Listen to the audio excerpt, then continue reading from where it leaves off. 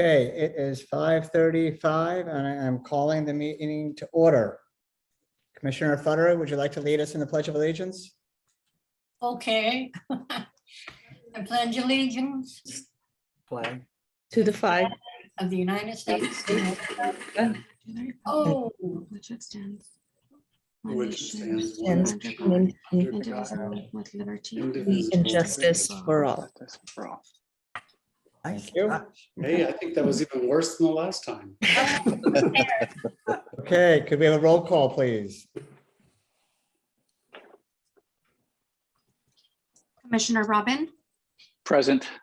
Commissioner Marshall, Here. Commissioner Craig, Here. Commissioner Gassan, Here. Commissioner Footer, here. Vice Chairperson Soto. Here. And Chairperson Bernstein. Here. Thank you. And now we move to the acceptance of the agenda. The Measure J Commission will discuss the order of the agenda and may amend the order, add items, and may remove items from the agenda for discussion. Mr. Chairman, I'd like to bring up an urgency request at this time to be added to the agenda in regard to a statement that was made at the city council meeting last Thursday that I think that we need to discuss and address. I'm asking that we vote on that to add it to new business. This was after the agenda was published. Yeah, yes, I'm sorry. The reason that I was told that I should bring it up in this manner is because the agenda was published on Thursday and the meeting was on Thursday evening of the council. So it was after the agenda was put together or posted, and I was told this is the proper procedure to do it. It calls for a 2/3 vote. Okay, so Commissioner Craig wants to add an agenda item in response to a comment made at Thursday night city council meeting as an emergency agenda item. Do we go straight to the vote, to the roll call vote, Evelyn? You're on mute. We'll have to determine what item number this will be, whether it will be item number 2A or 2C. And I'll prepare a roll call vote. And as Commissioner Craig mentioned, it has to be a 2/3 vote. Okay. And I was also told, I'm sorry, Evelyn, that it would be 2C unless it was chosen to be sooner. Yes. I would suggest that I don't know how long we have our mayor and present and city council. I know they can't be here for the whole meeting. So I would suggest we move it up to 2A.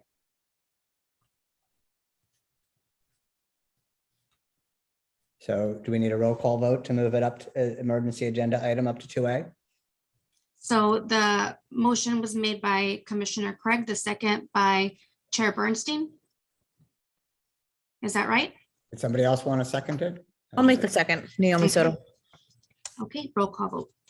Commissioner Robin, In favor, yes. Commissioner Footer, Yes. Commissioner Marshall, Yes. Commissioner Robin, Yes, yes, in favor. Commissioner Craig, Yes. Vice Chairperson Soto, Yes. Chairperson Bernstein, Yes. unanimously approved. Okay.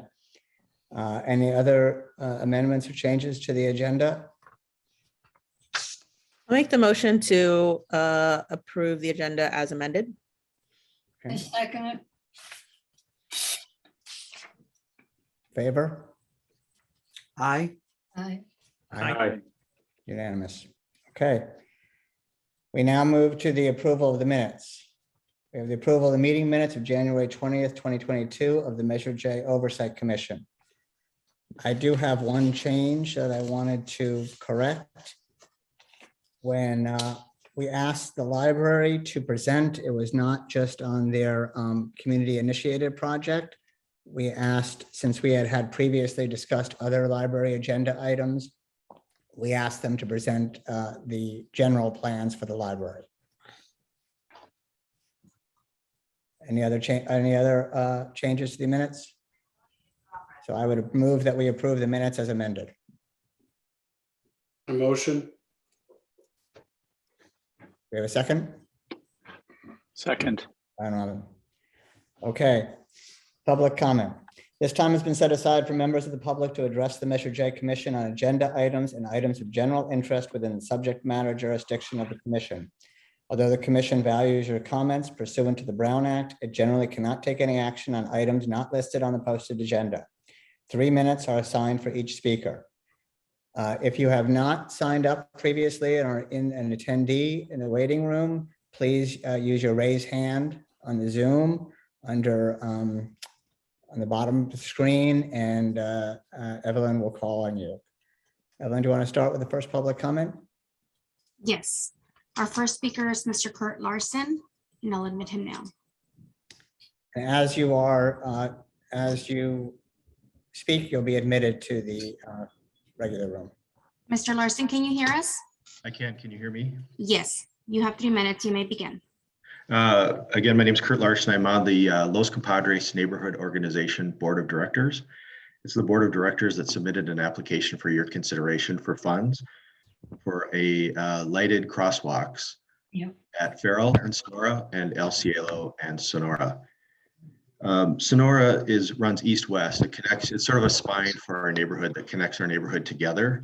Approximately half live north of Sonora, half south. So we all use that to drive, walk, or bike to connect to other neighborhoods in Palm Springs or to the east side of the Los Compadres neighborhood. The east side of Los Compadres is cut off from El Cielo, so you need to cross El Cielo to get to that part. As you know, both Farrell and El Cielo are about 5 lanes wide. It's bike paths, parking, shoulder parking, 2 lanes of traffic, and a turn lane. So when residents want to cross either of those roads, it can be dangerous. At our annual meeting, it constantly comes up from our neighbors about the dangers of crossing either of those roads to go from one neighborhood to the other or to the other side of the Los Compadres Neighborhood Organization. Posted it's 45 miles an hour, but we've seen traffic go faster and we've seen traffic increasing as well. So one way with the crosswalks, what we'd like to do is unify the neighborhood to make it safer for people to cross. It's not a stop sign. It will only be used when someone wants to cross the road. The engineering department has, and rightfully so, deemed this not necessary or relevant for a stop sign, and we don't want a stop sign. But what we want is something more visible. So when someone is crossing the road with traffic, it's much safer for them and they're seen, especially at night. Farrell has that curve. So if you're traveling southbound, you come around a curve, and if someone is crossing Sonora at Farrell, traffic comes up very fast, and many people have talked about near misses. We want this to be a safer way for residents, children, and seniors to safely cross these busy, wide roads. We want this to be preventative versus waiting to be reactionary after a probable accident that could cause serious injury or worse. So as the Los Compadres Board of Directors, we appreciate your consideration of our request for this grant. And I can answer any questions if anybody has any. Thank you. The next public Okay, speaker. and the next speaker is Mr. Matthew Lesniak, and I'll admit him now.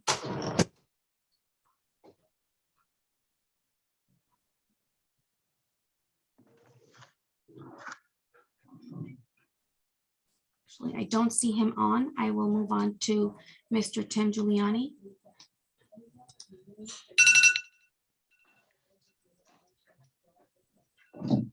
Mr. Giuliani, can you hear us? I can. Okay, you have 3 minutes. You may begin. Okay, my name is Tim Giuliani. I want to speak to you in regards to our community initiated project for the Demuth Dog Park in response to 2 issues that came up at your last meeting. One, Commissioner Soto, I believe, recalled that Measure J funding for Demuth Park, and she recalled that there was funding for Demuth Park and wanted to clarify that she is correct that $202,000 was awarded about a year ago, but this was in conjunction with Quimby Act funds to respond to the Land and Water Conservation Fund grant request for 50% local funds match for continued consideration of the grant funding of the $3.6 million Demuth Dog Park construction by the National Park Service. At last word, this was subject to the state's completion of the federal environmental cultural study of the project site, to which the Park and Recreation Department was supposed to follow up on. But at this point in time, it seems that the city most likely is not going to receive these funds. So my question that perhaps someone can answer later in your meeting is, what happens to this $202,000 if it's not going to be used for its initial intended purpose? And secondly, regarding our request for the $250,000, we met in the fall on site with the city manager and, city engineer, and with the director of maintenance and facilities to come up with the approximate dollar amount needed to make this a safe and desirable park with a shade structure, new ground cover, and improved fencing and aesthetics. It was pointed out that a comparable shade structure adjacent at the ball field cost approximately $100,000, and appropriate ground cover would cost another $100,000. And that left $50,000 for an improved fence line with shade trees and additional plants to improve the overall cohesiveness and enhance the aesthetics with the rest of Demuth Park. So I just wanted to clarify, if I could, how we came up with that dollar figure request.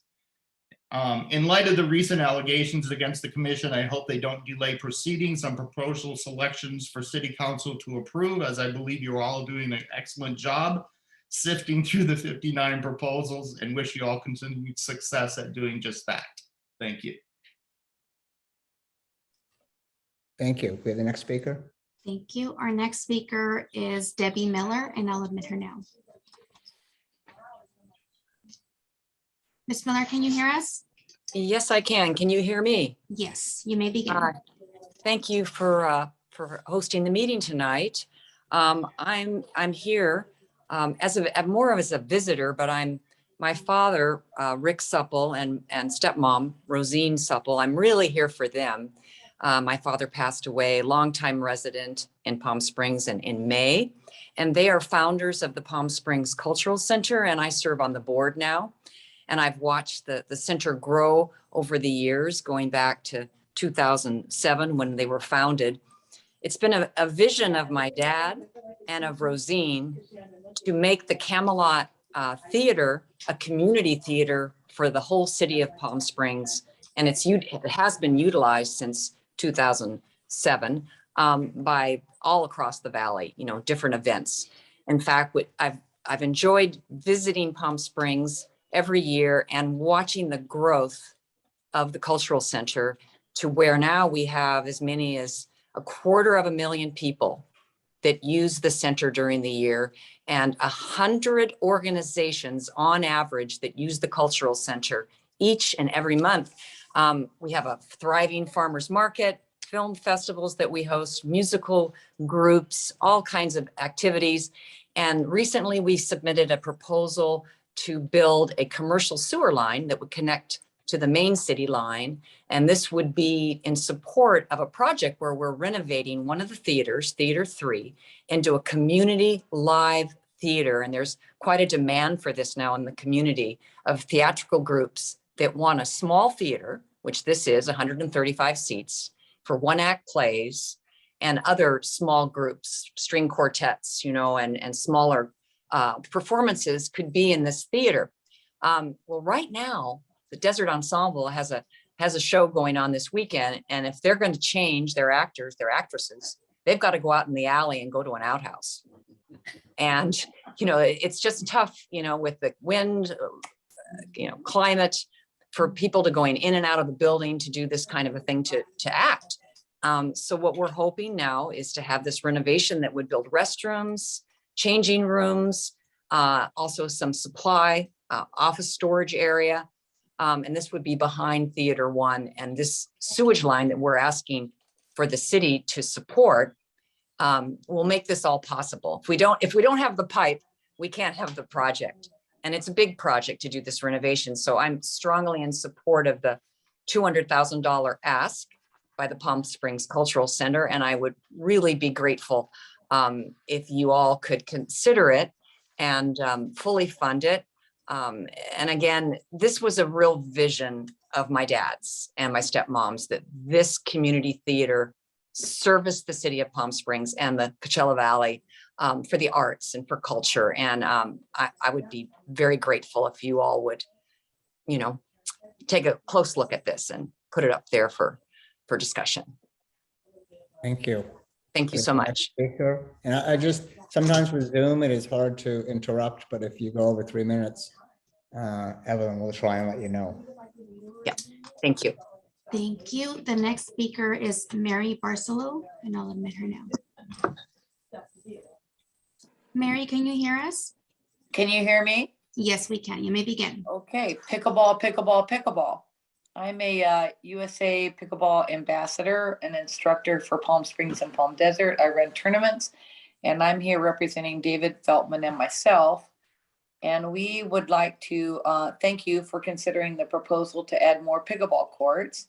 It sounds like pickleball courts will be in a group of proposals for further consideration.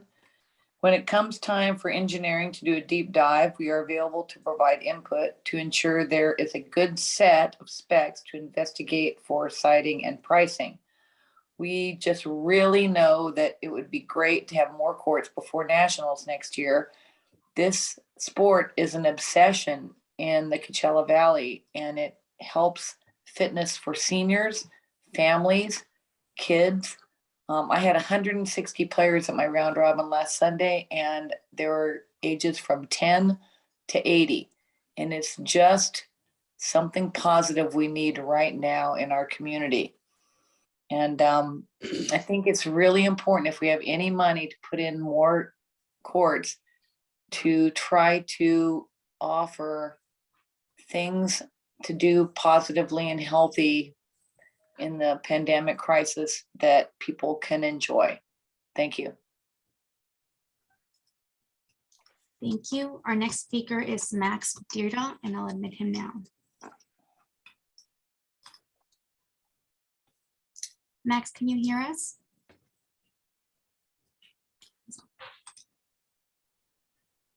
Mr. Deirdo, can you hear us? He's on mute. Yeah. Okay. Sorry, can you hear me? Yes, we can. You may begin. Thank you very much. Hello, everyone. Just like Mary said, pickleball. I love sport. I play pickleball every day. I love Demuth Park very much. And I am glad that David has sent a proposal, and I really hope you consider it. You have no idea how many residents and visitors come to Palm Springs and play this sport. It is just like Mary said, it's an obsession, and it's a fun social sport that I'm glad I discovered. And there are so many players here that come to Palm Springs, and all they do is play pickleball. We have to wait 25 minutes sometimes after each game.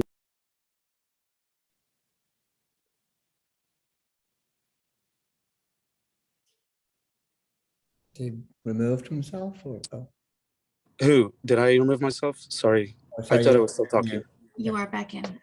Okay, I'm sorry. I'm not sure how much you heard, but I think my 2 minutes is almost over. But I'm advocating for more pickleball courts. It's really difficult to play pickleball nowadays because of the high winter season.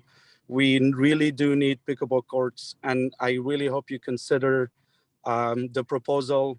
And I would love for more people to come visit our beautiful city and play pickleball and get to know everyone, from our residents to visitors, and all to really come and play. So I really hope that we don't have to wait 25 minutes. And then obviously, I hope also there are other parks and not just Demuth Park, because when we have people that come visit, and it's kind of embarrassing to take them also to Demuth Park because it smells all the time, because the wastewater, the sewage system, and it smells so bad sometimes that it's kind of embarrassing to our visitors. I hope consider finding a solution to that. And really, that's it. I want to thank so much. Do we have any other speakers? That concludes our public comment for tonight. Okay. I mentioned last year, we had asked then Mayor Holstage to attend our meeting, and I think she was unavailable, and Mayor Pro Tem was unavailable, so Councilman Coors attended. And then mentioned that they would try and get here every 3 or 4 months. So I'm very appreciative that they have shown. I wanted to ask Mayor Middleton if you wanted to say anything or just observe. Thank you, Chair Bernstein. And yes, I do have some comments. I think they're needed. Simply to set the record, since last Thursday evening, I have consulted with Councilmember Coors, since I knew he was the last individual from City Council to be involved with a meeting of the Measure J Commission, and I've also consulted with the city manager. There will be subsequent meetings that will involve the balance of the council. I've also reached out to individuals that were a part of the original Measure J Commission. I've not completed the reach out that I'm going to make with those individuals, but one of the individuals I spoke to is Commissioner Marshall, who's a commissioner now and was in fact a commissioner at the time of the original Measure J Commission. First, I want to say thank you to each and every member of the Measure J Commission for your integrity, your commitment to our city, and for the contributions that you make to this commission, and have so many of you made to other commissions in the past. It is incredibly important work, and folks speak of city council work being thankless. That's occasionally true. The work of commissioners being thankless is almost always true. Thank you. I have the greatest respect for each and every one of you. And as we all know, because many of you are good friends, from time to time we've disagreed on this issue or that issue going forward, but that's what makes our city so strong. I'm really appreciative that I had an opportunity to listen to the public comments that came in this evening, because they reminded me so clearly of the public comments that came into the Measure J Commission back when the Measure J Commission first got started. And frankly, at that time, I was one of those individuals representing neighborhoods and representing 1PS who was arguing for more crosswalks, for lighted crosswalks, for contributions to community centers, for advancements of our dog parks, and for all of the kinds of things that you heard about this evening. I must admit, though, back when I was doing this in 2015 and 16, issues around pickleball wasn't quite what it has become in the last few years, but all of this is individuals within our neighborhoods and our community reaching out for things that will make a difference in the quality of life in our neighborhoods and in our community. And there are, if I got the numbers correct, 50 different projects that are before you. When the original Measure J Commission got started, I remember they were close to 300 different projects. And the origin of the community projects and the $1 million devoted to that was that there were a number of us, myself included, who were advocating on behalf of community projects and felt that they were getting lost in the magnitude of so many other major projects that we were losing track of one of the reasons why so many individuals voted for Measure J in the first place. They wanted to see stoplights, stop signs. They wanted to see gaps in sidewalks completed. They wanted to see it to be safer to walk our streets. Those were the kinds of things we were advocating for. And that is how the community projects came to be. This won't be the last time I will attempt to set the record straight in terms of how community projects came to be, nor has that need gone away. We saw that in vivid evidence this evening from the public comments that came in for you. If you don't do it, then those kinds of conversations are going to take place at City Council.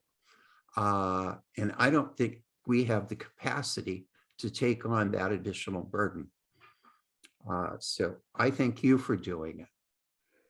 Given all of that, though, there has been conversations that have emerged as to whether or not a quote unquote oversight commission should also be involved in making a recommendation regarding what projects should be funded. That intellectually and from a public policy standpoint is a very legitimate question.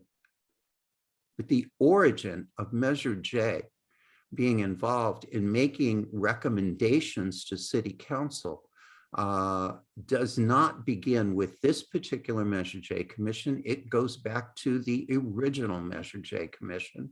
And that is work that was done then. If it's appropriate to consider whether or not to change that in some fashion moving forward, I'm open to that conversation, but it is not going to take away, no matter what we do, the need to have a body and a group that's responsible for fielding the kinds of questions and concerns that you hear from neighbors. Before I hand it off to Councilmember Coors, moving forward, I think everyone on City Council recognizes that we need to do a better job in terms of the communications between our various commissions and councils. I'm dedicated to making sure that we get those communications right. I served on the Planning Commission. I know what it's like to be a commissioner, and it is, frankly, sometimes thankless work. But what matters is when you know you're making a difference for your community. That's why you are in this, is to make a difference for your community. And I greatly appreciate the work you're doing. And we will do a better job of making sure you understand how much we appreciate what you do. Councilmember Coors. Thank you. So thank you. And so, hi, everyone. Chair Bernstein, Vice Chair Soto, and the rest of the commissioners. So I want to just echo a little bit there, but I'll keep it brief since Mayor Middleton really covered it. But I also really want to thank all of you for all of your work. My first 2 years on council, I was part of the Measure J. Then we had a subcommittee with Councilmember Mills, I remember Commissioner Marshall, and the meetings we had specifically on the issue of limiting the expectation in the community that all the money was going to community projects, and then that the community projects could get lost in the fire stations, the police station, road repairs. And so at the recommendation of the Measure J Commission, they asked that we limit, but both limit and set aside $1 million a year for community projects of Measure J funds, and that the commission would vet all those projects and also the other vetting they've done on city projects and make recommendations to the council. And I think, as Mayor Middleton alluded, if we had to do that, given the literally 8 to 10 hours a month we meet, it would take a huge amount of time. And so the literally hundreds of hours you all put in is so important and is so appreciated. And it's about the public having an opportunity at a commission level to weigh in, right? Not everyone comes to council. And so that is just a really important part of this process. And from the beginning, Measure J oversight, which was passed by the voters, has been also about overseeing the spending. Not, you don't do an audit. It's always been recommending projects. And sometimes the order of the projects is changed from what council has done, from what staff recommended and Measure J recommended, right? We get advice from both. And that's always been a key part and a really important part of the process. But towards that, I wanted to make sure, because it's a follow-up from our October meeting when city manager and I were here, and we talked about the communication issues, Mayor Middleton, you brought up, and how we better work on that process, that, that we're all working in the same direction. And one of the things that I think most excited council when we interviewed for a city manager was Justin Clifton really laying out that he wanted us to get work plans, right? That we're going to prioritize, that we're going to, look out a year at what our agendas look like. Because things come up all the time, but if we add new things constantly, things keep on falling off.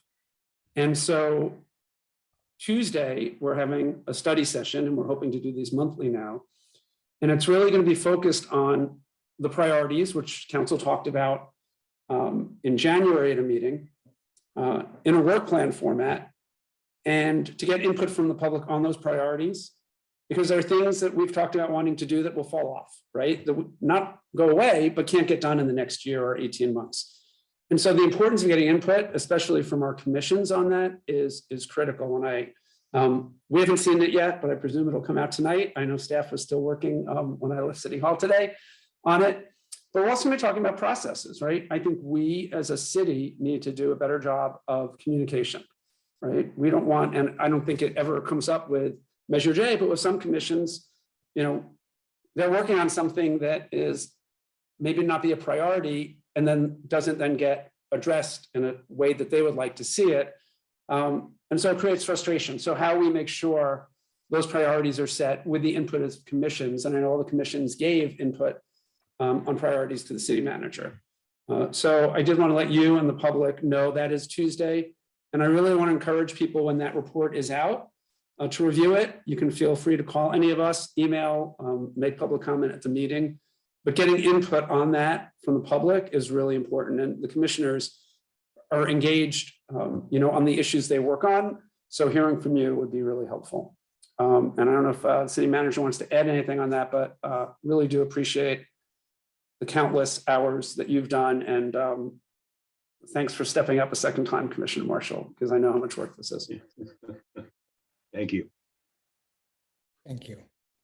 So I don't have a lot to add. I can certainly answer any questions. We'll be looking at the entire spectrum of role players and decision making when we have this conversation on Tuesday at a fairly high conceptual level. You've probably heard me say before that one of the things that makes this unique, local government, and our kind of decision making, is how participatory it is. And we have residents, and we have stakeholders, and we have external partners. We have affinity groups, we have commissions, we have staff departments, we have council, sometimes we have committees of either commissions or of council. So you can just kind of imagine the flow chart of all of those component pieces trying to work together. It's just complicated and more involved than most decision-making models in a business or even a nonprofit setting. So our goal is to clarify the roles and responsibilities. Someone on a commission the other evening called it swim lanes, pick your kind of metaphor or description, but to make sure that each of those component pieces works in conjunction with the other, that they all add value, that we reduce redundancies, et cetera, et cetera.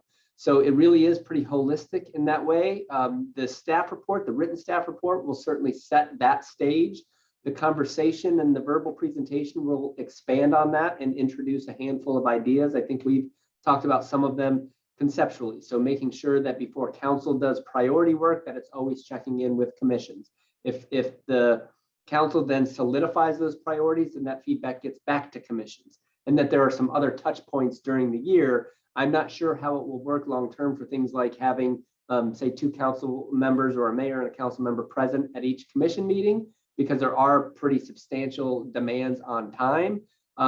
But if we can't do that, what can we do to make sure that we make more of the staff liaisons that both are a touch point with council and with me as administrative staff and with commission? So those are the kinds of strategies that we'll be putting together.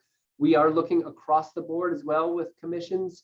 It's even interesting that I still want to say boards and commissions because we call some boards, but I don't know what the difference is between a board and a commission other than they're 2 different names. And so we want to just clean that up if we can. The size of commissions, should they do something to mirror what we've done with council with districts as just one component piece. So there are lots of things like that we'll probably introduce. And part of that conversation will be how do we loop that back in with the commissions again to get some feedback. So that's what we're going to start Tuesday. I apologize that I know this has been kind of a long plotting process, but we are trying to steer a significant ship, so to speak. And it is a bit slow and iterative, especially as we try to keep momentum with all the things we're doing. So I can answer questions if there are any, but that's what we're attempting to do. I mean, first of all, I want to thank Mayor Middleton, Councilman Coors, and City Manager Clifton for coming and speaking. We realize things are very busy, and we have this commission, I know in particular, has been pushing for direction and policy and involvement. So we welcome this, and we're I think probably helped instigate or added somewhat to the visioning session and then this study session. So we are excited to hear direction that you will give us. And we don't expect you to come to every single meeting, but we appreciate you coming to this one, and definitely hope one or more of you or other council members will come back. Does anybody else have any other questions for the city manager or mayor or councilman? Okay, well, stay as long as, Commissioner Soto? Yeah, so similarly, I'm very appreciative of Mayor Middleton and Councilmember Coors and City Manager Clifton for coming on and kind of just talking about where we are.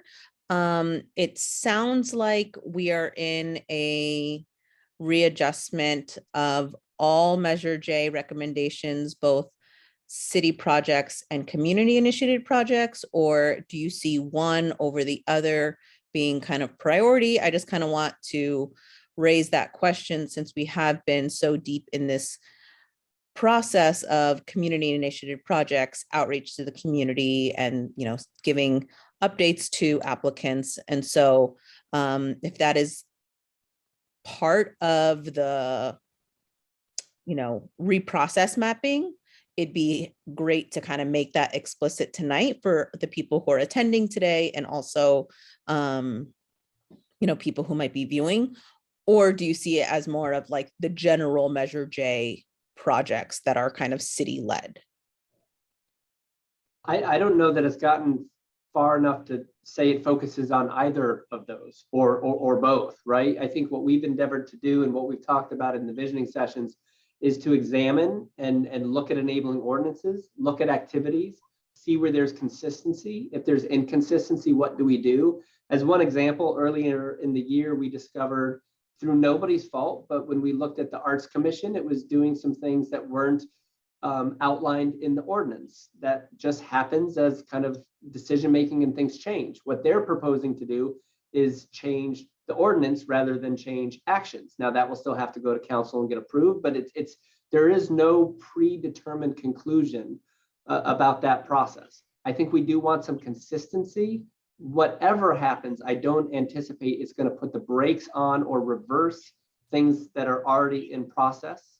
So I don't think there's any worry about lost time and effort that you would get so far down the road and we'd come back and say, sorry, that's scrapped. With something like the CIP that Measure J has already considered, the 5-year CIP, and now we have some additional strategic direction from council, it may be that the combination of those two things is sufficient to do some small revisions and let it go. It could also be that council looks at it and decides to remand it back or to take it from there. So they haven't had an opportunity to even get those kind of thoughts yet. So there is no kind of predetermined that one thing is going to get corrected or changed or not changed. It's really a broader level review that we're just starting at the staff level to look at those enabling ordinances and things like that, and then see as we look across the board what makes sense. And it could be very minor or it could be significant. We just don't know yet. Okay. So we're no gonna- reason to stop anything. So we'll continue with the community initiated project. That we're on. Absolutely. Yes, I think you should continue the work you're doing without a doubt. And furthermore, I think if there was something significant, and I don't think this will happen, but let's say there was a change to the way community projects were done. Well, we do these things every year, so we can line that out for a future year. I don't think there'll be any wasted effort or energy for the things Measure J has done before or the things you're doing currently. Okay, Thank you. thank you. Any other questions? Okay. Then we are going to move to the welcome comments from the Measure J chair, but since my comments were either that or related to the emergency agenda item, I'm going to start the emergency agenda item 2A with my comments. And I want to just clarify a few things about the Measure J Commission so that everybody understands that we are an advisory commission. We have no authority to disperse or even approve the disbursements or allocation of funds. That's entirely under the authority of the city council and staff. We work very hard to come up with informed recommendations, which council may or may not agree with. In my term as commissioner, that has both have happened. The commission is appointed by the city council and we serve at the pleasure of city council. And when the Measure J tax was passed, it was discussed, the Oversight Commission was formed.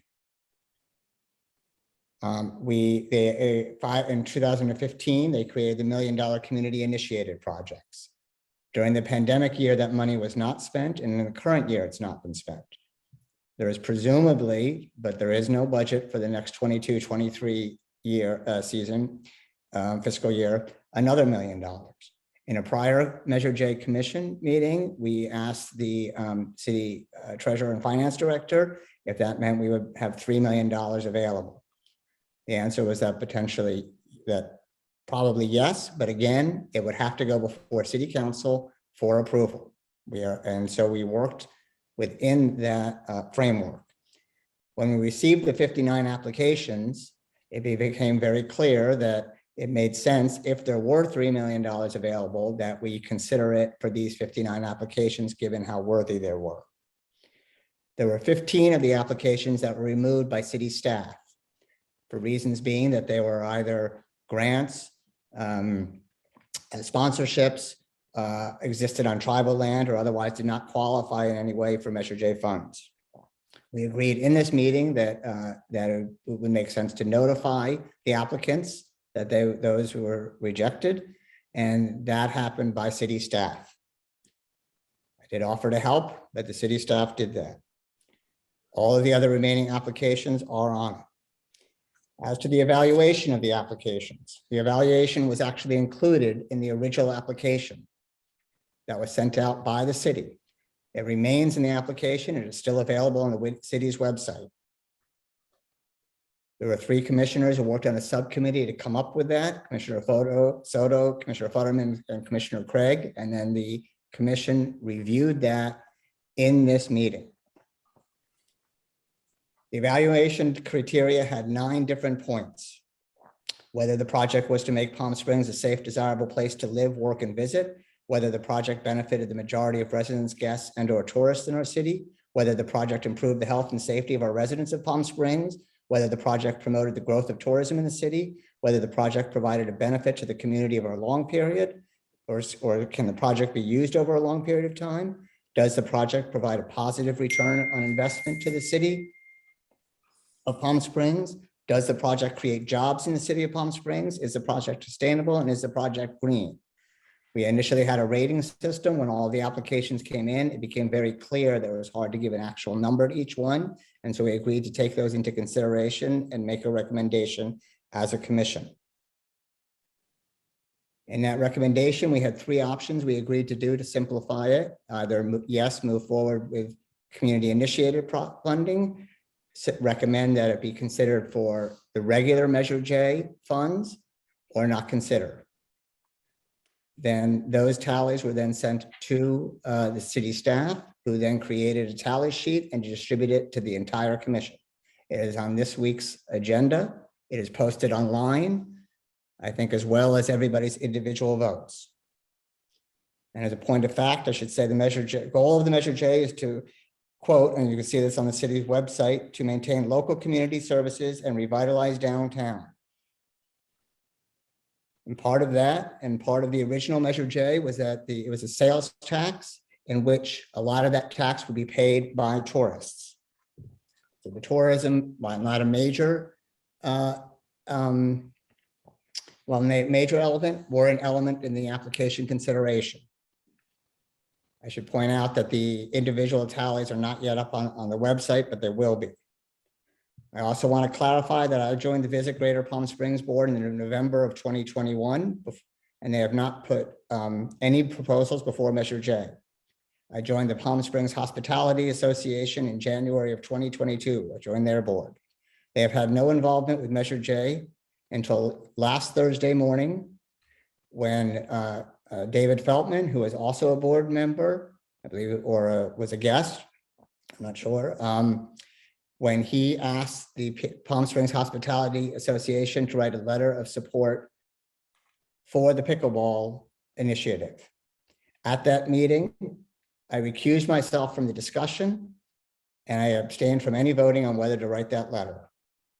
At our last week meeting, we also had a discussion that Commissioner Marshall sits on the board of the Mizell and cannot participate in any discussions regarding the Mizell. I also want to clarify about the 5-year plan. The 5-year plan draft was sent out by city engineers to then Chair Gazan in March of 2021, another draft in April of 2021, and then what appeared to be the final one in May of 2021. The commission has reviewed and went over it. We did not go over in great detail because we were waiting for priorities, but it is not, it made sense to do a 5-year plan, as we all discussed, because a lot of these projects take up to 5 years to complete. And this would enable funds to be reserved over time so that when they would actually be needed, and also to look out so that we could see what projects would be needed out in advance.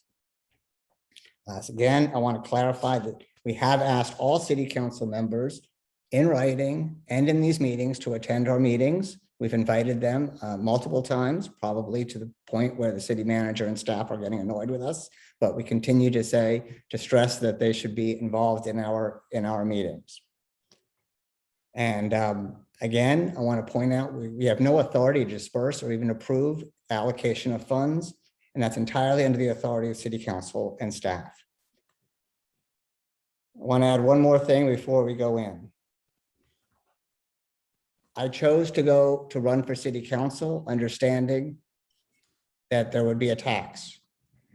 The commissioners on this commission, I find to be, I know, are intelligent, dedicated, hardworking individuals. I want to apologize here because I can't speak to you as a group outside of this meeting, that you are attacked in the process, and I'm especially upset that the entire Measure J was attacked. This has been a huge benefit to our city, and eventually it will sunset, and we need people to understand the importance of it. And I apologize for having your integrity impugned. I don't know if that's the end of my statement. I don't know if Commissioner Craig, you wanted to go to your agenda item. Thank you, Mr. Chair. I wanted to bring up a few things. This is the third commission that I'm sitting on.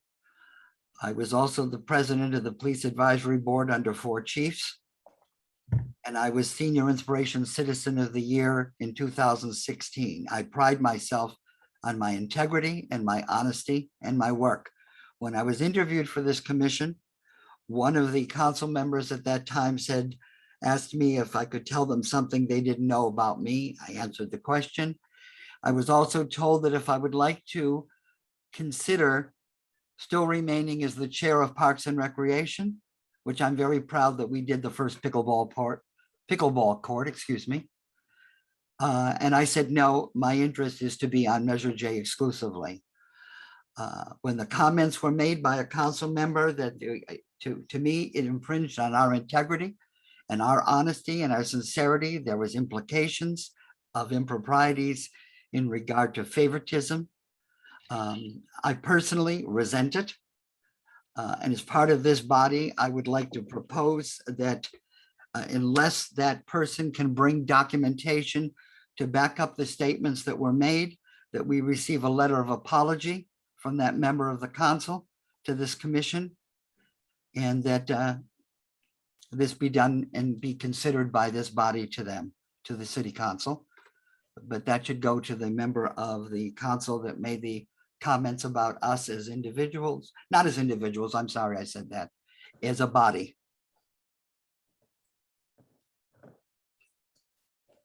Commissioner Soto?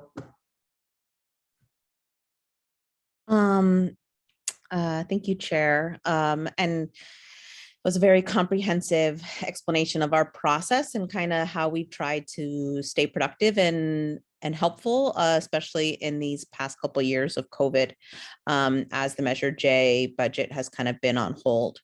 Around some of the questions of our application and intentions with the community initiated projects, as the chair mentioned, I was part of the subcommittee that made the application with my colleagues, Commissioner Craig and Commissioner Federer. And we worked very collaboratively with staff who so graciously gave so much of their time. And I'd be happy to clarify any specific questions about our process of the development of the application, how and why we did the outreach as we did, kind of the timeline around the evaluation and really what our goals are moving forward. There seems to be concern with not a lot of specificity. So I would welcome that conversation and I'd be happy to be a part of it. But yeah, just for the integrity of this process, it's so important that we answer these questions very publicly. We hear these questions publicly, we answer them very publicly because we have tried to make the Measure J Commission an accessible body to the community of Palm Springs. And I'd love to kind of have that conversation. Mayor Middleton has to leave. So thank you. Did anyone else want to say anything? Thank you, Mayor Middleton. I do. Joe Marshall? Yes. I just want to back that up. I'm kind of torn with Sid's recommendation, to be honest, but having been on there before and being on it again, I really felt offended on the questioning of the integrity of this commission. So I don't know how we respond. Is it one of those things is maybe best to just leave it alone? But on the other hand, we need to look at sunset coming up. And I think it's got to be important that the community understands what we've done, why we've done it. Anyway, I kind of want to say I'm offended, having spent 6 years, almost 7, on my first round, and I see no reason to question without being very specific about what they're complaining about. So to go along with Craig, I think somehow we need to address this. I'm done. Any other comments? Commissioner Federer? Yes, I would like to say that the application that our subcommittee worked on was from the original application that this commission had used many years ago. We took it and we brought it more up to date to be more inclusive of our community. That's different than it was 10 years ago. And I agree with Pro-Chair that we're open to discussion. It's online, it was available, it's very clear.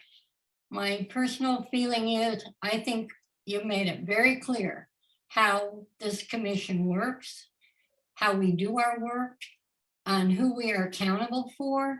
And I think we've taken a lot of our time tonight that we should be looking at projects and how we're to move forward. I am offended. It blanketed all of us. I don't think chairman should apologize to us. You're a very credible person and you've led this commission in a very, very professional way. I would like to see us move on, let it fall where it may be. I think the public has heard us tonight and it's time that we get down to our business this evening. We could talk this for the next hour or so. We've got work to do in front of us tonight. We have people here to speak to us tonight. So I personally would like to say, let's move on now. That's all. Okay. Did anybody else want to speak? Commissioner Robin? Yeah, I'll just add, I think that Commissioner Fuller summarized it perfectly. As offended or as disappointed as we all are and all should be, we as a body have the benefit of a great deal of daylight on our process and have taken painful steps throughout to be open and explicit and accessible, as the term was used earlier. If anyone has any questions or concerns, all they need to do is participate or play it back. Well, am I correct that all of our meetings and minutes and agendas are posted online, including the videos of the Zooms? Yes. Thank you. Commissioner Gazan? Well, seeing everyone has spoken, I guess I'll open my big mouth.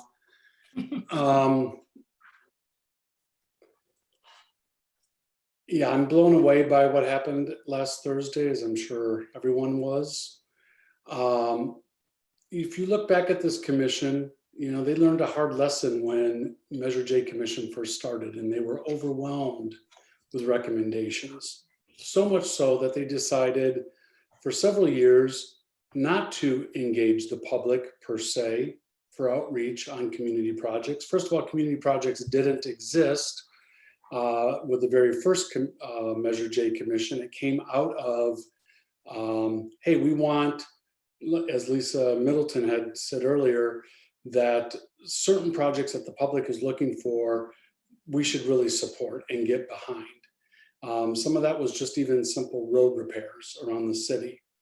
And for several years, to avoid maybe being overwhelmed by a lot of input, we went to other commissions, 1PS to get input, which is sort of an aggregator of all of the community of Palm Springs, to look for ideas for that little $1 million to spend per year.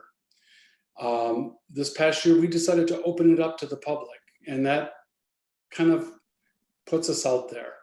And I was shocked that, you know, you would think you would maybe get some criticism from the public, but to get it from someone on council who should know better was really quite unbelievable. We have not gotten any criticism from the public. The public have put forth about 59 different projects, and they've done it respectfully, and we've reviewed those respectfully. And to kind of get that feedback from someone from the city who has never attended one of our meetings, and would also not only attack the commission, but we don't do these meetings in a bubble. These meetings involve and have involved for years the city manager, the director of finance, the assistant city manager, engineering staff. We look to them for recommendations. Then we send our ideas and recommendations to council. So it's not only a bit of a slap in the face to our commission, you are also insulting and putting in question the integrity of staff at City Hall that works very, very hard. And by the way, it takes time out of their busy schedule, as they're very overworked, to sit and be a part of these commission meetings. So I think that's important. I'm proud of everything we've done. I've been on this commission for 5 years. We've done everything with integrity, and with some of the new members over the past year or two, we've really done a lot to try to reach out to the community, to make the community heard. And we've done that. And I feel that it's been very successful. So that is it. Thank you.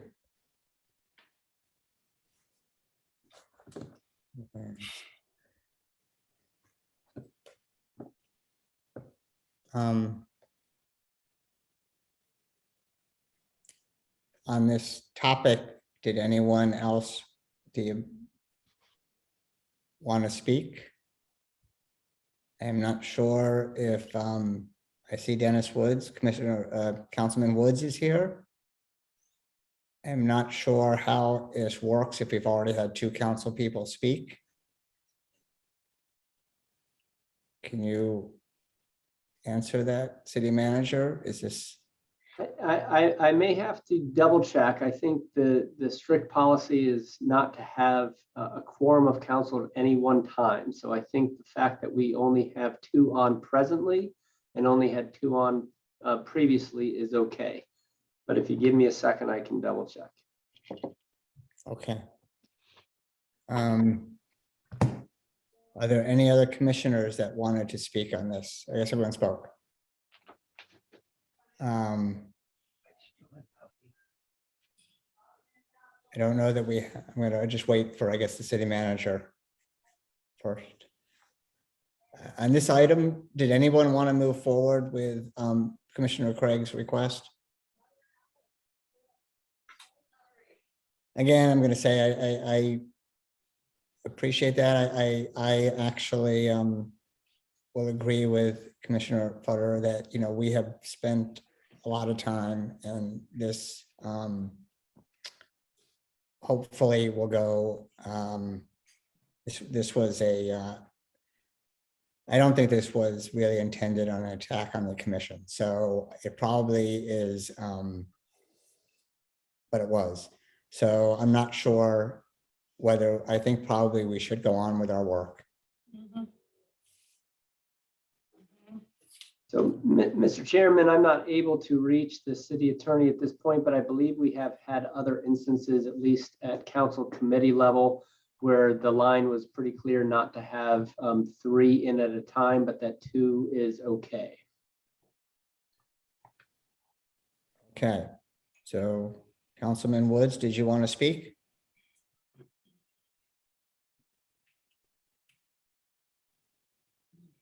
Certainly. Thank you very much. There was, I'm sorry if it came across as a attack. It was not meant to be that whatsoever. There were just, we had a couple of neighborhood meetings and we didn't have the information in those neighborhood meetings. The information wasn't online, and there was just a variety of things that I just want to clear. And I think I said very clearly, all I wanted to do was if people had that perception, was to basically correct that as quickly as we can as we're in this process so that we don't jeopardize the process. That was my whole intent, nothing more, nothing less. Thank you. Is there anything that is not online yet, Evelyn, besides what you just mentioned, the individual votes on things? No, everything that's gone to the commission for review has been posted online. The votes, the tallies, the totals are online, as well as actually the applications are not all online because they have phone numbers and personal information, but each individual application has not been posted online. The application summaries and the application form itself is online. That's right.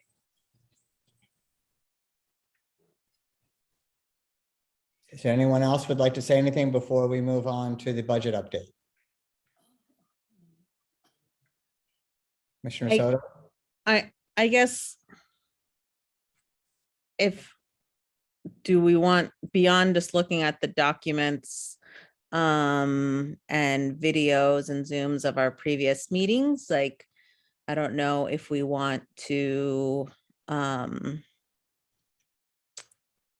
if council member Woods wants to send XYZ questions by such and such date. I just don't know if there are questions and concerns. I mean, people are welcome to provide public comment at our Measure J meeting, again, third Thursday of the month. But other than that, I'm just unclear as to what the council member needs to feel like he has his questions answered.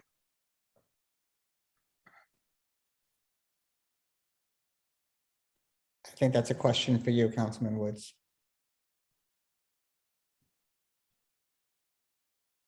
You know, I don't have any real questions. I just, as I said, getting all this stuff up online, making sure there's no conflicts, ensuring the public of all of that is really my goal with this. Nothing more, as I said. So if we can get it all up in line, which I think we've already started, I think the grading sheet was online for this meeting, which is a tremendous achievement over what we've been doing, because you've been working on that for quite some time. We're on the right path. So thank you. And again, it was not in any way intended to be offensive. So I just want to say that. Thank you.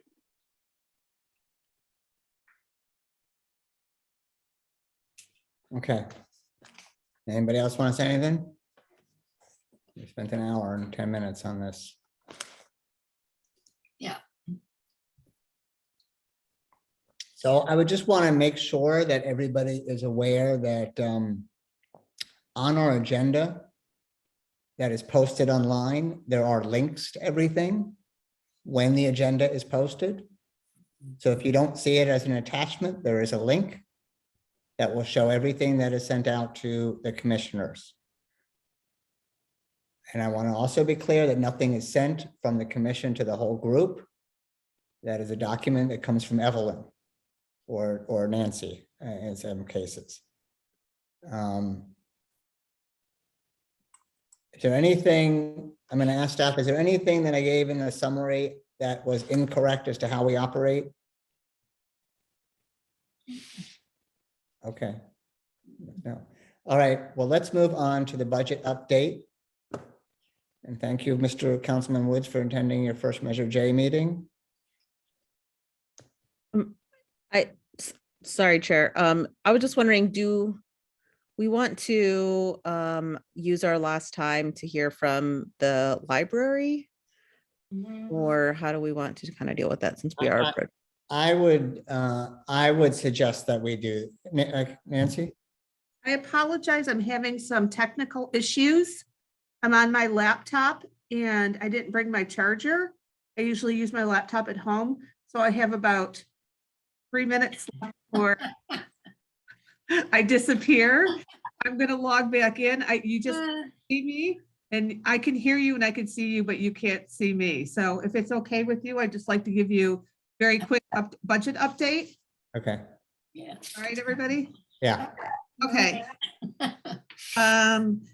January 31st of 2022, we're at 7.8 million compared to 2021 at 6.4 million. That is a 1.4 million increase over the prior year. The audit has been completed. It is going to the next council meeting. I will update actuals for the March meeting. Does anybody have questions? Nope, I think that's great. I think it's good news for Measure J funds in general and for the revenue, and this will be good news for eventually when we have the discussions on the regular Measure J funds. I know there's a lot of need for expenses, so this is great news for our city. Great. Naomi, you have a question? No, that was my okay sign. Oh, great. Okay. Okay. All right. So I would suggest that we do invite the move on. Did anyone have anything for Nancy before she goes? Before we move on? Okay. So I'm going to suggest we have Jeannie Case and Ed McBride to talk about the library. And just as a reminder, I'm sorry we kept you waiting so long. We did have originally funds set aside for the library pre-pandemic. Some of which was unallocated. There was a 1.4 million, which was then put on hold. You then presented this. There is something in the 5-year plan, which is posted on as part of the May 28th agenda. that you can see there. But I know you also put a community initiated project. So the commission thought it would be very useful for you to present the general library plan so that as we make recommendations, we understand the whole scope of what you're looking at. So thank you for being here and thank you for waiting. Chair Bernstein and commissioners, thank you for having us tonight. And it's a real pleasure to be here and to be able to speak with you guys. Tonight, I'm going to be doing the presentation and Jeannie is across town and she's going to be clicking through this. So bear with us as we do this through modern technology. My name is Ed McBride. I am currently the chair of the Library Board of Trustees. I'm also a resident of Palm Springs and a business owner here in Palm Springs. Some of you may not know this, but by education, I am a librarian and was a librarian for almost 40 years of my professional career. So I love libraries. I've worked in libraries. I've worked around libraries. And then I got into the hair business. I won't go into that tonight, but it's a story that's to be told over beer somewhere. But libraries are such an important part of our community.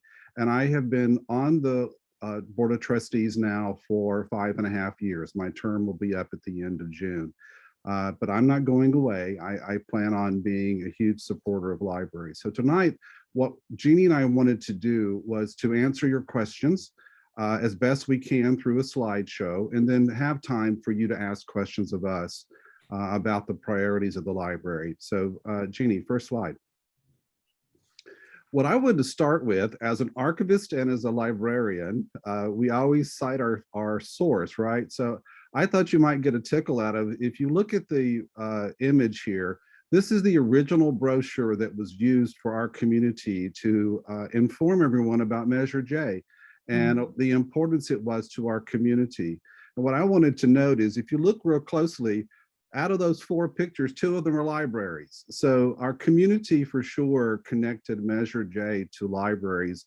And I think that it's been a part of the expectations that the library was as an important infrastructure as anything in our community. And there have been funds spent on the library that we were very thankful for and we don't want to forget. So back in 2013, 2014, there was $150,000 given to the main library for planning. There was $47,000 given to computers. Now, I can't promise you those computers are still around because that was a long time ago. But we also spent $782,446 for the Wellwood Murray Memorial renovation. That building, I think we all agree, is a critical part of the history of our city. And an important monument to our city, and it's one of the library facilities. So far to date, now someone can correct my numbers, but $980,246 of Measure J funds have been spent on the public library so far. Next slide. Now, I have formed this, and I know we're all kind of getting weary of this, but I want to talk pre-COVID, and then I'm going to talk about post-COVID. Pre-COVID, the Library Board of Trustees paid at that time for a community-involved meeting at the convention center. We hired consultants to come in, and we felt it was important at that particular time in our history that our strategic plan was dated and needed to be updated, looking forward to where we would be going. So in January 2019, we filled up one of the larger meeting rooms at the convention center with community members, and we also had, at that time, Council Member Middleton, Council Member Holstage. We had the city manager, Dr. Reddy was there. It was a wonderful meeting where so many people spoke up about what they would like to see from our library going forward. And about that time, and in that meeting, it was really clear the citizens want to see something with the library. They want to see a new library. And it's been talked about, and we've had plans, and we've done a lot of false starts, but they really want to see something with the library.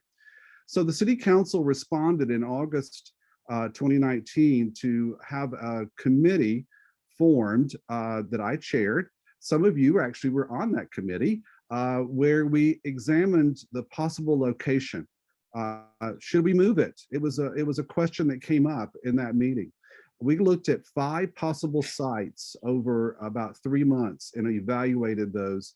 We all came to the conclusion with much community input that our citizens love the library in Sunrise Park. That's where they want it to stay, and that's where they want it to be.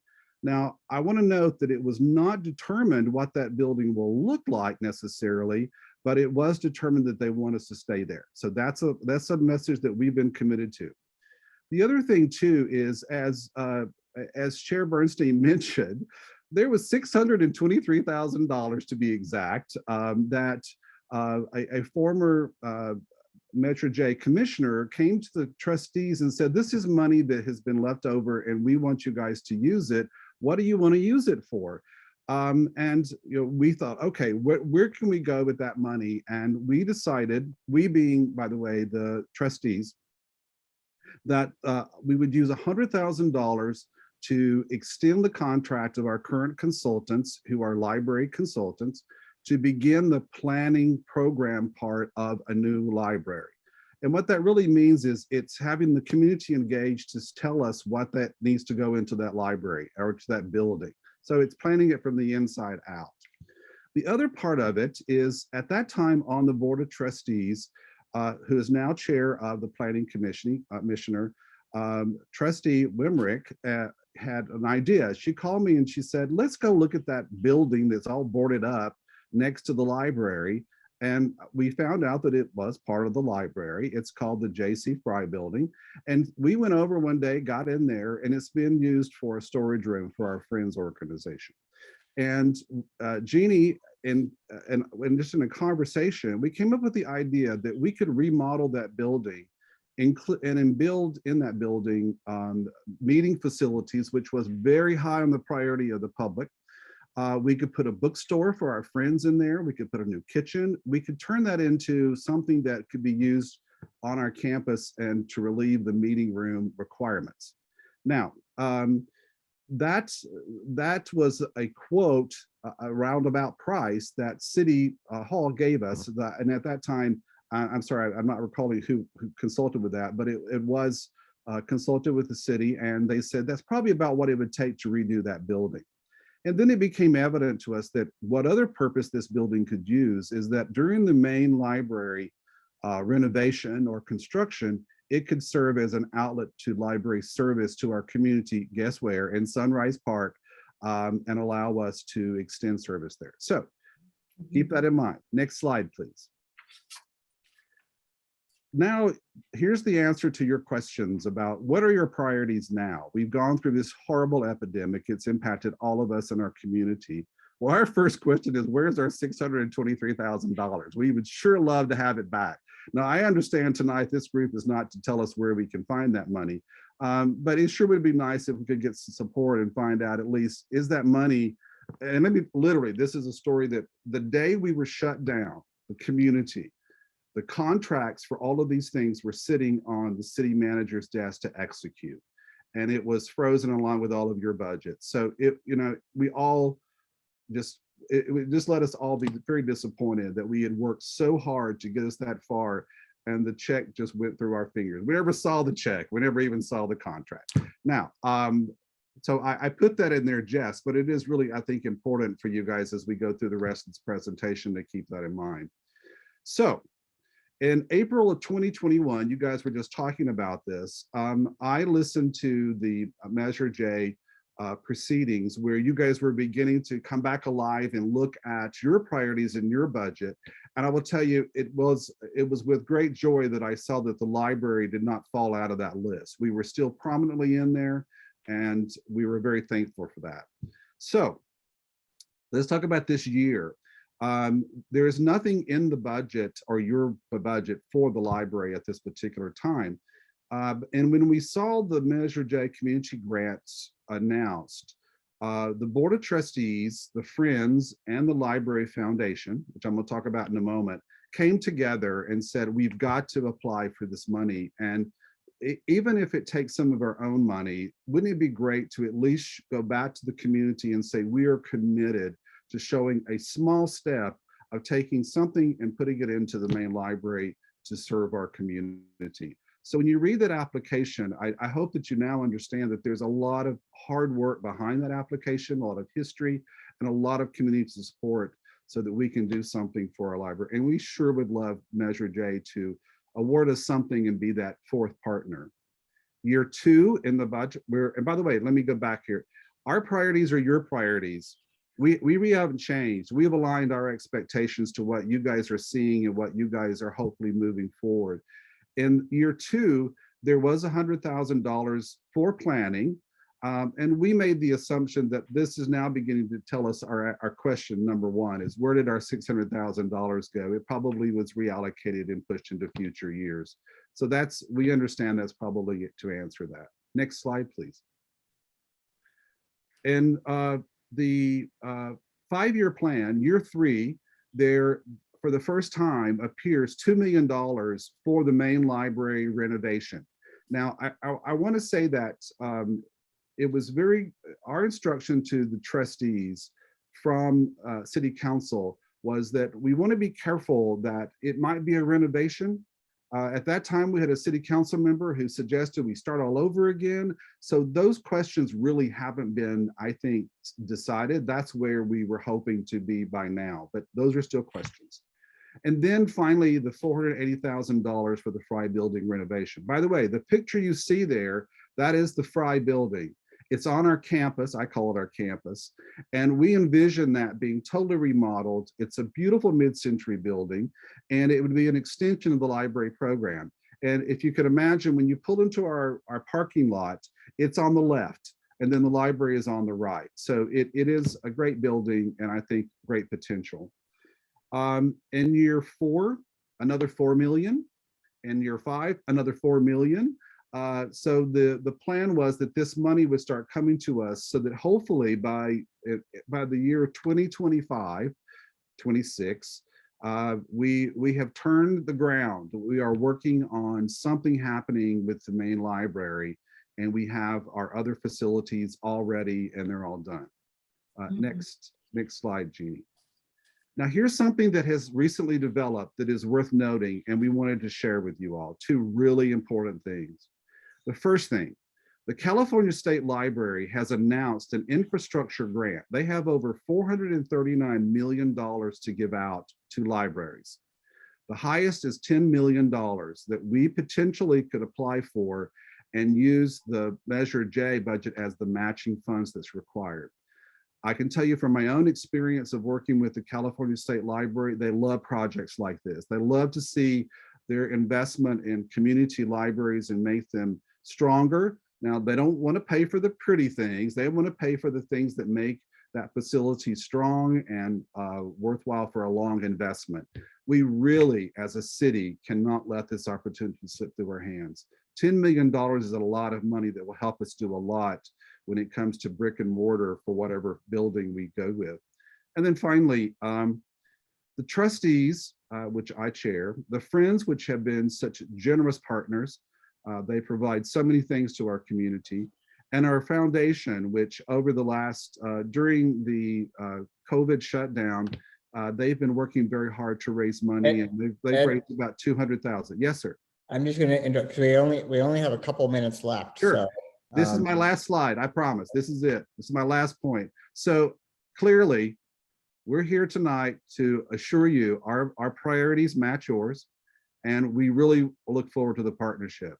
So with that, I'm happy to answer questions. I have a quick question. Yes, so sir. is the 10 million, is it, you would have to, city would still have to spend 10 million to get that other 10 million? Yes, sir. It is matching from the state. That's correct. So, but we couldn't spend 5 and get 5 from them and get to your 10 million goal? Well, the $10 million is the maximum they'll give any single library. Now, Jenny, you can correct me on that, but if we had 5 million applied for 5 million, then we would get to 10 million. You're correct. But we're asking that, 10 million is a lot of money if we could match the 10 million. Right. You're correct. Okay. But you don't know what necessarily you would do with that extra other 10 million. Yeah. Well, we have to justify what we're asking for. So we're working on the list right now, and the grant's due March 21st. So yeah, we're evaluating what we can what we can ask for, and then essentially do the sum and divide it in half and match.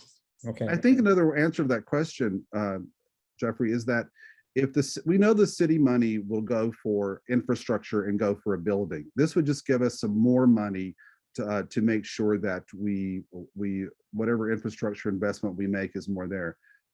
This can't go towards furniture and books and that sort of stuff. That will have to be, well, we're ready to raise that if we have to with the foundation and the friends and trustees. Thank you. And Joel, can you confirm, are these funds still in the current 5-year plan that's being presented or shown to City Council? Well, yeah, it has not changed. It's still a different one. We haven't revised, as the city manager stated, that, you know, things could move around, but not drastically, but it's still programmed in the 5 years. Okay. Well, I believe, and I don't want to speak, that we supported this being included. Everything did get delayed from everything with Measure J. Right. So we had actually put it we had also put 1.4 million aside right before, I think, for when we understood the plans. So I think as it stands in the 5-year plan, when we saw it the first time, we expressed support for it. Did any other commissioners want to speak on this? I think one of the Commissioner Federer. I support this wholeheartedly. We have enough plans, as Ed and Jeannie and I know. I really think we have to move forward to give the library what they've asked for years and years and years, however we do it. So I give the library 100% of my support. It is a major community activity, and I'm delighted you've all come to reason that Sunrise Park is the place it should be. What the building is going to be, you know what my preferences are about that. So if there's any way we could get that kind of money from the Library Association and support it, can we budget that out like Joelle has done? Maybe not all 10 million now, but plug it in for the next few years. Joelle, could we do that? And would that help you get your funding? The grant obligations, if we do get the grant, we are required to spend the money by 2026. So there's time. Okay, well, presumably this will go before City Council.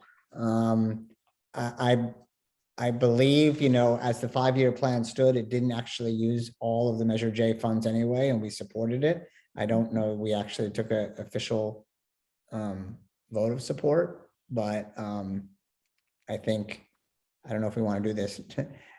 So the question really then was, how does that 100,000 come out of the community initiated projects?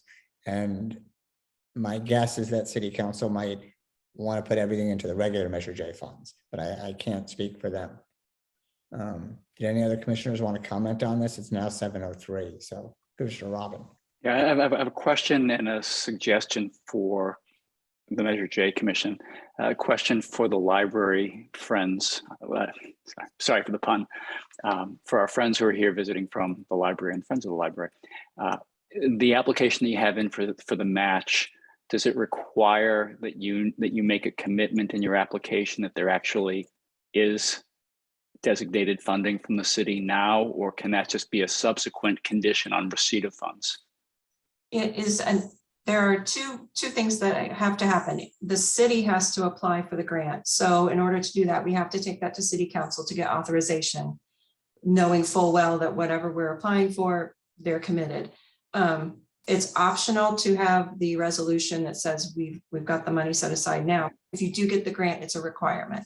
Yeah. Okay. So it sounds like it's possible for this to send this to submit this with hope rather than with certainty of funding from the city side. Okay. Good. Thank you. And the suggestion that I have for Measure J. And when I hear pickleball in a different setting, I have the same reaction, which is I think without getting into subcommittees, my own personal view, without getting into subcommittees, I think it would be productive for not only the library, but also Parks and Recs to have a liaison from Measure J to just have regular dialogue on a less formal basis, and certainly more frequently than once a month. And in the same breath, I think Commissioner Futterer would be a tremendous liaison for the library, given the knowledge base she already has. But I'm suggesting this with the sense that at least one person knowing a lot more than most of us do on the day-to-day thinking of the library. And in the same vein, the Parks and Recs, which is a frequent visitor to our window, having that kind of information in one, maybe more people on a subcommittee basis would be productive. Okay. I do know that city manager has raised questions about whether any commission should have subcommittees. But I am happy to, I know that they're having their session next week. So prior to that, I could suggest whether it would be helpful for us to have liaisons in the different ones. Yeah, but I want to be careful about anything conflicting with what their plans are, but just add it as a suggestion that if it would make sense. Good. Yeah, just say it one more time. For my own personal preference, a subcommittee gets very heavy and unwieldy quickly, in my experience, and a one-person pipeline can be very efficient. Okay. But I have a question here. This is a big capital project with the library. This has been years and years and years and years ad nauseum. We always think I'm going to be dead before we ever see this happen. So do me a favor. But you have asked under community projects, Jeannie, for a room revision. That's the project of our small project we're looking at for you. And do we give you that money or do we not, or recommend that be spent?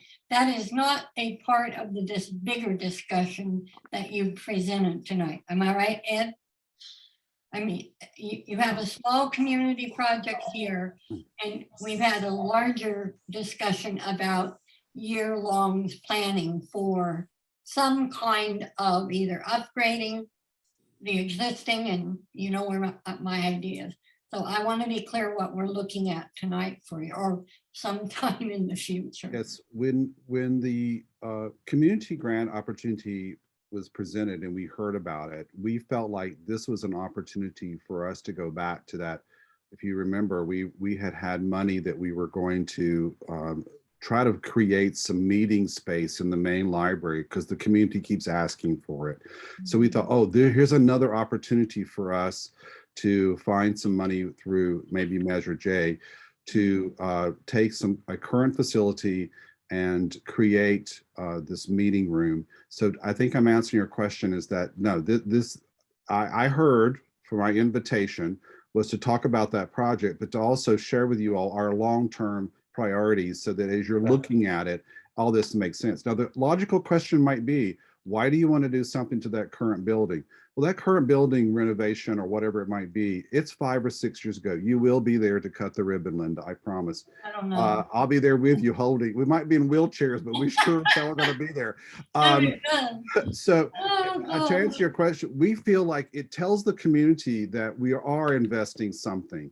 Okay. Our support groups are willing to write checks to help make this happen. So it's not that if we don't get enough, we'll find the money to make this happen. So Okay. yes, I think that you heard us loud and clear. Did I Okay. answer your question? Yes. So I think since we're not going to have time to talk about any community initiated projects, but we now have a lot of information that was extremely helpful and really, really useful to hear. And it's exciting. May I ask a question? Yeah, sorry. Yeah, having started with Measure J, and yes, I think it is a priority that we need to address. One of the questions that always came up is, what is the future of a library? I mean, it may not be what we grew up with. Have they updated the plans to get us back into or caught up with the current media, yeah, computers, whatever. Sure. Yeah. Commissioner Marshall, if I could tell you, if I got $1 for every time I've answered that question, I would be a millionaire and I would donate the money to the library. It's as a librarian. So that you remember, I mentioned that there is a study and a plan that libraries do, which is called a planning. So we take those very topics and we listen to the community. And yes, books are a technology that are still used in our library. But if our community says we want an archive of gay, lesbian history, or we want a gallery, or whatever we might want as a community, that's fed into what the library is no longer a place for books. It is for community meetings. It's for a lot of things. So to answer your question, that's all part of the planning process where we listen to what the community wants. We also have consultants that are nationally known who say libraries are moving in this direction. You need to be going in that direction. So yes, we are listening to the current technology of what's needed for a library. That's what I want to know. And I will add, just for the rest of the council, when I was on there, I think it's really smart for us to look how we can match or get these matching funds. Wow. I mean, it was like, if we can double our impact, I think that's a great idea. So we need to take that into consideration. Thank you. Okay. Thank you for your time. I hope I answered your questions. I'm always available to come and answer questions. I love doing that up for the library, and the library community appreciates everything you guys are doing. And we know that this is gonna happen. We are gonna have, I will tell you, I wish that the mayor was still here, because she told me one time, we need a world-class library for a world-class city. And that's something that we will sure work hard for. So thank you.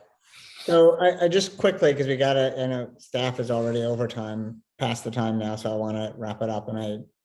But so you have only till March 21st to be able to do this, right? Yes. So obviously we don't have time to meet again.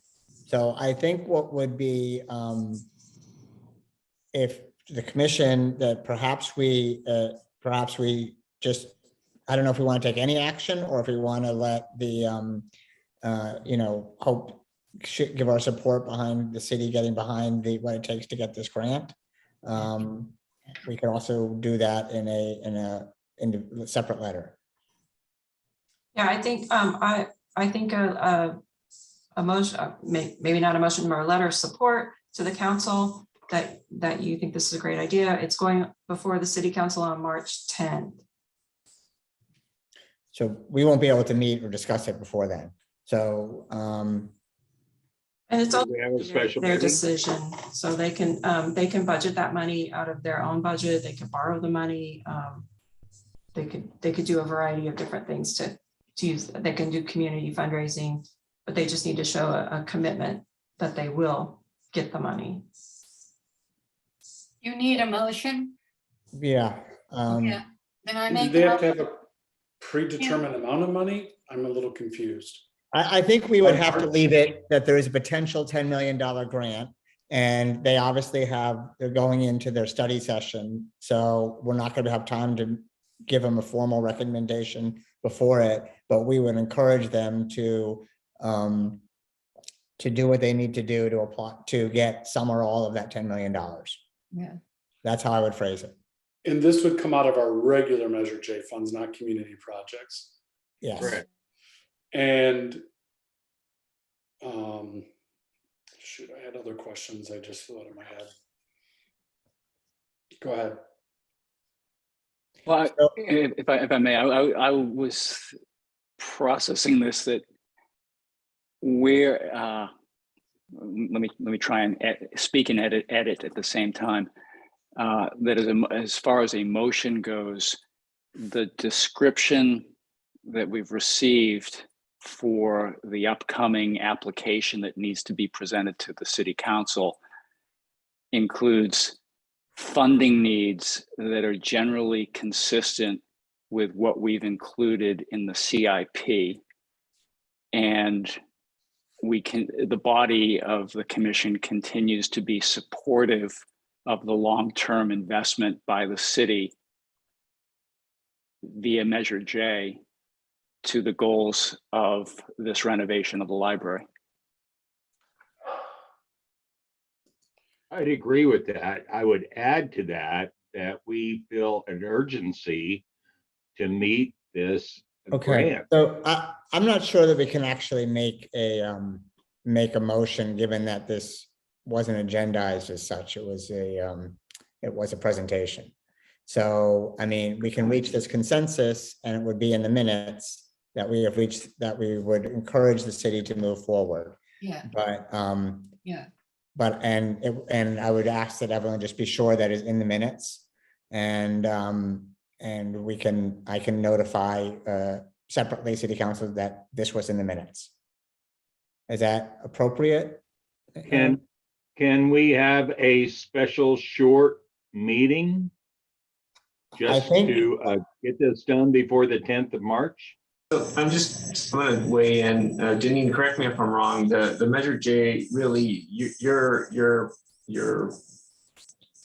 request, really, you're not really making a request today. You were just presenting the money has always been in the Measure J's projects to look ahead, and I actually memorialized that by putting it in the CIP. So we're gaining any, and maybe I was speaking out of turn. The commission's not gaining anything by trying to make another meeting or commit or send a letter to the council. I think the council is well aware of what the library needs, and with us presenting our staff report, we will get their approval to commit city funds, either Measure J or regular funds for it. So I don't think you guys are gaining anything by taking any actions today. Okay. Right, Joel, and Commissioner Bernstein, I appreciate the time that we were able to give a presentation, and we really, it's not, like Joel said, it's not mandatory or necessary for you to have any special meetings or do any special things for this. It will just be an application to and with the city. Okay, well, we hope it goes through. Yeah, me too. Thank All you right, for well, letting us speak here. And with that, it is now 7:17, so I'm afraid we're gonna have to end. Do we have a motion to adjourn? A motion? Or John, we have John, we have a second? I second it. Okay, this meeting is now adjourned at 7:17 PM. Thank you, Evelyn and Chris. Thank you, everybody. Thank you.